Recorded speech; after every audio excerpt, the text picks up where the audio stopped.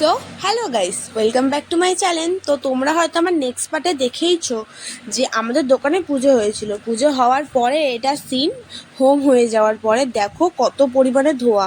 আমি খালি তোমাদেরকে দেখানোর জন্য আমি 2 মিনিটের শর্ট নিয়েছি। আর যারা ভিডিওটা দেখোনি এক্ষুনি গিয়ে ভিডিওটা দেখে আসো। তো দেখো কত পরিমাণে ধোয়া ছিল, আমি তোমাদেরকে দেখালাম।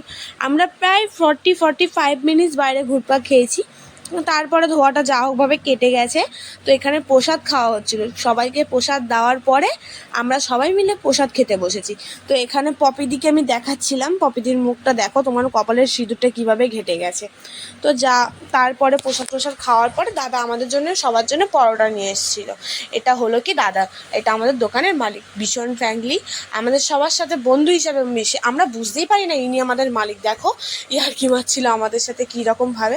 তারপর যা হোক করে বাড়ি এসেছি, কারণ কি বিশ্বকর্মা পূজা, একদম অটো নেই টোটো নেই, কারণ কি সবাই পুজোর মধ্যে ব্যস্ত, ওদের তো এই একটাই দিন বলো। তো যা হোকভাবে বাড়ি এসে দেখছি আমার বর এতগুলো ঘুড়ি নিয়ে এসছে, অনেক ঘুড়ি নিয়ে গেছে ছাদে ওড়াতে। তো আমার এটা খুব ভালো লেগেছে, আমি ভাবছিলাম ওড়াবো, কিন্তু আর হলো না, কারণ কি আমাকে বেরিয়ে যেতে হলো। আমি আসলাম, এসে ফ্রেশ হলাম, তারপরে বেরিয়ে গেলাম। দেখো কতটা রোদ, আমাকে দেখে হয়তো তোমরা বুঝতেই পারছো আমার কি অবস্থা। তো তারপরে দেখো এই ফাঁকা রাস্তায় আমি একা একা হেঁটে গেছিলাম, কি সুন্দর ভিউ। তো আমি গেলাম, অটোও পেয়ে গেলাম, কিন্তু আমি কোথায় গেলাম সেটা কিন্তু তোমাদেরকে দেখতে হবে নেক্সট পার্টে। Tata, bye bye.